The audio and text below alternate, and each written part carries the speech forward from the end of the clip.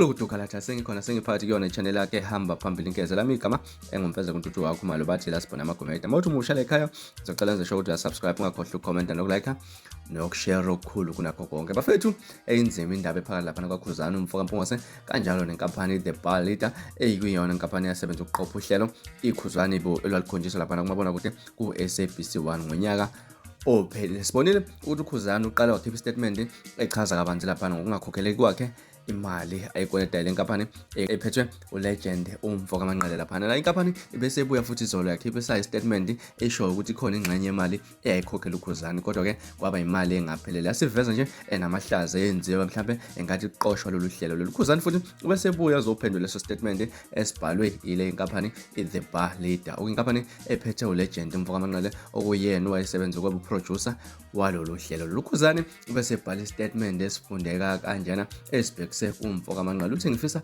ukukhumbuza abantu ukuthi konke okushiwo uManqele njengamanje ukusho ngoba mina ngithena ngicela imali esikweletana yona, asazi ukuthi ubezokusho nini ukuba sicelanga le mali asikweleta yona. Ngicela uqinisekise ukuthi imali afaka iproof of payment yangonyaka odlula, imali okumele asikhokhele yona u300,000 noma randi kuze kube manje ubelokhu ethu SABC awukakhokhi. Lokhu akuchaza kwistatement kusha siyaqala. Ngifisa uqinisekise ukuthi izolo ngemuva kwepost yami ya kuFacebook ubese faka u50,000 wamarandi, manje esingasho ukuthi imali esele u250 wamarandi. Siye sathola ukuthi uSABC wamkhokhela zonke izimali ngonyaka ophelele. Njengamanje uJuna Leikithembe besinalo ukuthi ubezoyikhokha le mali ngoba ubese siyalele nokuthi singaphinde simfonele uma sifuna asibhale ama-email. Ngifisa ukusho ukuthi ngesikhathi esinezingxoxo nolegend Manqele kuWhatsApp ngemuva kokubona ipost ezinkundleni zokuxhumana wangisabisa ngokuthi uphethe ama-record azodicelela ngawo phansi, uphethe yonke impilo yami namahlazo ami. Ubese ngikhumbuza ukuthi yena ungwakaManqele, uyena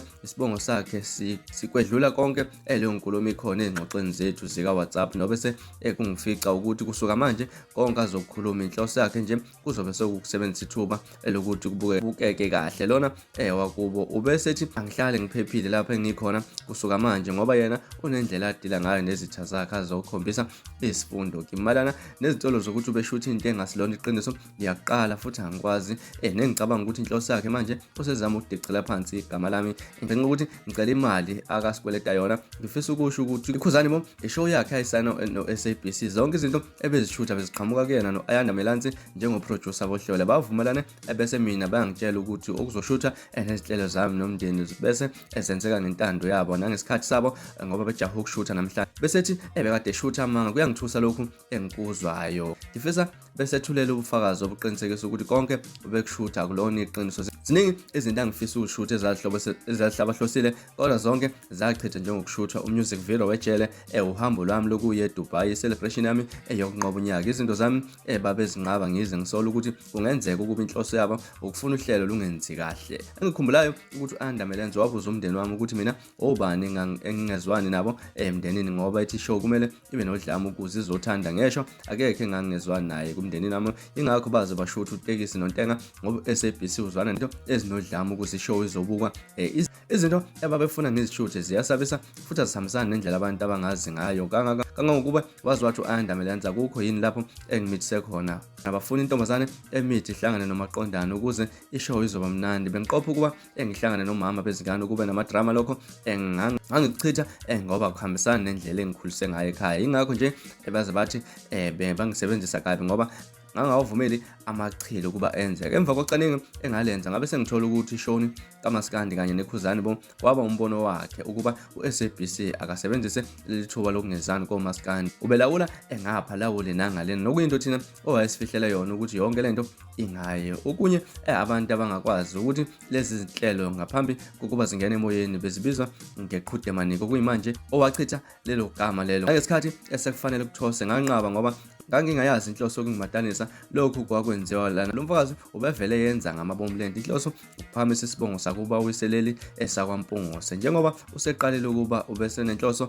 ungabe wakhokhela imali sahlukana lapho, kepha ubekwenza lokhu ukuze athole ithuba lokufeza izinhloso zakhe. Ngami ngifisa ukusho ukuthi ulegend ubekholelwa kakhulu uAyanda Melansi ezitshela ukuthi uyawazi uMaskandi. Uma ngabe uhlelo alwenzanga ngendlela kumele bazinuke bona amakhwapha njengoproducer ebekuba yibona abashaya umthetho uma behlulekile. Lokho kusho ukuthi uNtuthuko Mkhabela ababethi ngeke alunge uwenze kangcono umsebenzi kunoLegend Manqele. Ngifisa ukudlulisa ukuthi lolu daba lusezandleni zabameli kusukela manje. Ibona abasezolusingatha ngendlela yomthetho.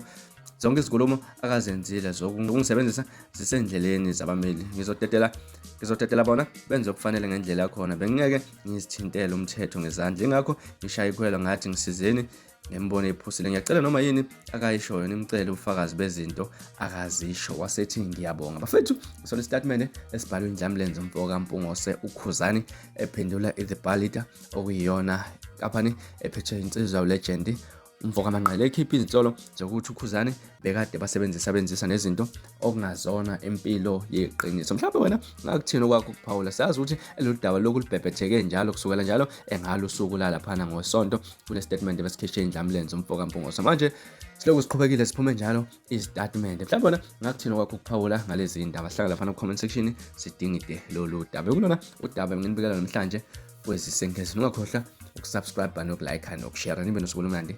Ngithanda kakhulu.